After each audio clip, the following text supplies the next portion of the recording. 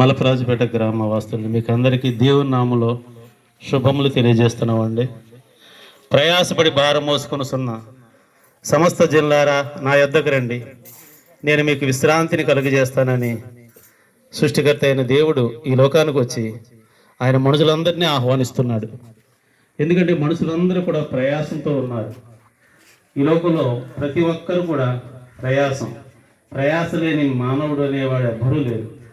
ఈ ఉరుకులు పరుగుల జీవితంలో పెద్దవారు ప్రయాసంలో ఉన్నారు, పిల్లలు ప్రయాసంలో ఉన్నారు, వ్యాపారస్తులు ప్రయాసంలో ఉన్నారు, ఉద్యోగస్తులు ప్రయాసపడుతున్నారు, అలాగే వ్యవసాయదారులు ప్రయాసపడుతున్నారు. ప్రతి ఒక్కరిలో కూడా ప్రయాసం ఉంది.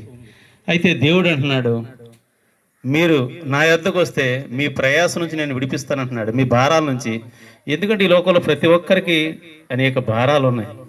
వీటన్నిటికంటే మరో భారం ఉందని దేవుడు తెలియజేస్తున్నాడు. పాప భారం ఉందని దేవుడు తెలియజేస్తున్నాడు అండి. ఈ లోక భారాల నుంచి ఏదో ఒక రోజు పోని విడుదల పొందొచ్చు, కానీ పాప భారం నుంచి విడుదల పొందడానికి ప్రభు అయిన యేసుక్రీస్తు తప్ప మరో మార్గం లేదండి. ఎందుకంటే పాపం నుంచి విడిపించడానికి ఆయనకు అధికారం ఉంది. ఒక రోజుని ఒక పక్షవాతం గలవాన్ని ఆయన వద్దకు తీసుకొచ్చారు. ఆయన పక్షవాతంతో బాధపడుతున్నాడు. ఈ లోకంలో ఉన్న మందులన్నీ వాడారు, తగ్గలేదు. ఆ పక్షవాతం గల వ్యక్తిని ఆయన దగ్గర తీసుకొస్తే ఆయన అంటున్నాడు, మనుషుడా ధైర్యంగా ఉండు, నీ పాపములు క్షమింపబడి అని ఆయన తెలియజేశాడండి. ఎందుకంటే పాపాలు క్షమించడానికి భూమి మీద మనిషి కుమారుడికి అధికారం ఉందని మీరు తెలుసుకోవాలని ఆయన తెలియజేశారండి. పాపభారం నుండి విడిపించడానికే సృష్టికర్త అయిన దేవుడు 2000 సంవత్సరాల క్రితం యేసుక్రీస్తుగా ఈ లోకానికి ఆయన వచ్చాడండి. ఆయన వచ్చినప్పుడు దేవదూతలు వచ్చి వారు ప్రకటించారు. ఏమని ప్రకటించారంటే, సర్వోన్నతమైన స్థలంలో దేవునికి మహిమ, ఆయనకి ఇష్టలైన వారందరికీ భూమి మీద సమాధానం కలుగుతుందని. ఆయన ఈ లోకానికి వచ్చింది ప్రతి భారం నుంచి విడిపించి ప్రతి ఒక్కరికి సమాధానాన్ని ఇవ్వటానికి, ప్రతి ఒక్కరికి నెమ్మదిని ఇవ్వటానికి ఆయన ఈ లోకానికి వచ్చాడు. ఈనాడు ప్రతి ఒక్కరు భారాలతో ఉన్నారండి, ఎవరికి నెమ్మది లేదు. ఈ నెమ్మది లేకపోవడానికి కారణం ప్రతి ఒక్కరిలో పాపభారం ఉందండి. ఈ నెమ్మది కోల్పోవట కారణం దానికి ధనవంతుడని పేదవాడని లేదు, ప్రతి ఒక్కరు కూడా నెమ్మది లేని పరిస్థితులు. అయితే ఆ యొక్క పాపభారం నుంచి విడిపించి ప్రతి ఒక్కరికి నెమ్మదినివ్వటానికే ఆయన ఈ లోకానికి వచ్చి పిలుస్తున్నాడు.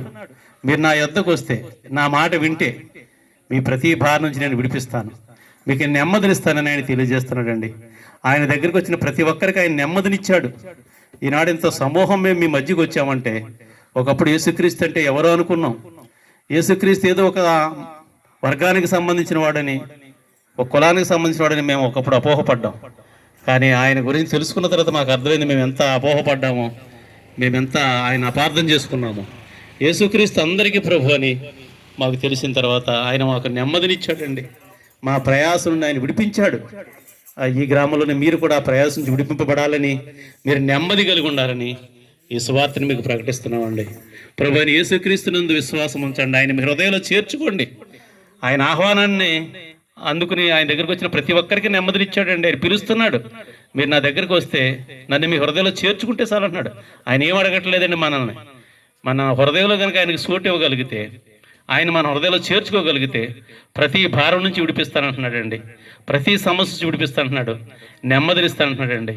ప్రభు అయిన యేసునందు కనుక మీరు విశ్వాసం ఉంచగలిగితే ఆయన ప్రతి ఒక్కరికి సహాయం చేస్తాడు. ఆయన మేలు చేయడానికి ఈ లోకానికి వచ్చాడు, ఎవరికి కీడు చేయడానికి ఆయన రాలేదండి. ప్రతి ఒక్కరికి మేలు చేయడానికి ఆయన ఈ లోకానికి వచ్చాడు. ప్రభు ప్రతి ఒక్కరికి మేలు చేస్తాడండి. ఇక్కడ మాకు అందరికీ ఆయన మేలు చేశాడు. మీరు కూడా ప్రభు అయిన యేసుక్రీస్తుని మీ హృదయంలో చేర్చుకుంటే ప్రతి భారం నుంచి విడిపించి ఆయన ఈ లోకంలో నెమ్మదినిస్తాడు, సమాధానం ఇస్తాడు. ఈ లోకం నుంచి ఒక రోజున మనం విడుదలైన తర్వాత ఆ పరలోక రాజ్యంలో శాశ్వతమైనటువంటి ఆ సమాధానంతో నెమ్మదిలో ఉండే ఆ కృపను దేవుడు మనకిస్తాడండి. ప్రభు యేసునందు విశ్వాసం ఉంచండి, మీరు మీ కుటుంబాలు నెమ్మది కలిగి ఉంటారు. అట్టి కృప ప్రభు మీకు అందరికీ దయచేయునుగాక. ప్రార్థన చేసుకుంటాం. మహాగణుడా, మహోన్నతుడా, సర్వాధికారి, సర్వశక్తిమంతుడా, మీ ఘనమైన శ్రేష్టమైన నామాన్ని బట్టి వందనాలు, స్తోత్రాలు, స్తుతులు ప్రభువా. నాయన గ్రామాన్ని మరొక్కసారి ప్రేమించిన ఆయన ప్రభువా, నీ రాజ్య సువార్తను ప్రకటించడానికి నీ బిడ్డల్ని నాయన ఈ సాయంత్రకాల పూట ఈ విధంగా నడిపించినందుకు మీకు వందనాలు, స్తోత్రాలు ప్రభువా. అందరూ పాప భారంతో ప్రభువా నశించుకోవడం నీకు ఇష్టం లేదు తండ్రి. అందుకే నా యొద్దకు రండి అంటున్నావు ప్రభువా. నాయన నేనే మార్గము సత్యము జీవమై ఉన్నానన్నావు తండ్రి ప్రభా. తండ్రి ఈ గ్రామాన్ని ఇంకోసారి ప్రేమించి నీ రాజ్య సువార్తను ప్రకటించడానికి నువ్వు విధంగా తండ్రి అవకాశం ఇచ్చినందుకు నీకు వందనాలు ప్రభా. విన్న మాటలు ప్రతి ఒక్కరి హృదయంలో ఫలింపు దయచేయండి ప్రభా. నీవే నిజమైన దేవుడు అని లోక రక్షకుడు అని తండ్రి నీ యొద్దనే ఉంది ప్రభా నాయన రక్షణ ప్రభా నాయన. తండ్రి నాయన నీ యొద్దకు వచ్చిన ప్రతి ఒక్కరిని నువ్వు ప్రేమతో చేర్చుకుంటానని మాట్లాడావు ప్రభా. ఇహమందును పరమందును వారికి తోడుగా ఉండి ప్రభా ప్రతి అవసర అక్కర తీర్చే దేవుడు నాయన ప్రభా.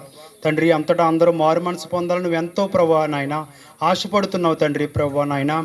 అందుకే ఈ గ్రామాన్ని మరొక్కసారి ప్రేమించావు తండ్రి ప్రభా. తండ్రి ఈ బిడ్డలందరినీ మారు మనసు దయచేయండి ప్రభా. నీవే నిజమైన దేవుడు అని తెలుసుకుని కృప అనుగ్రహించి ఈ గ్రామాన్ని రక్షించి ఈ గ్రామానికి మేలు చేసి మహిమ పొందమని యేసునామమున ప్రార్థిస్తున్నాము తండ్రి. ఆమేన్.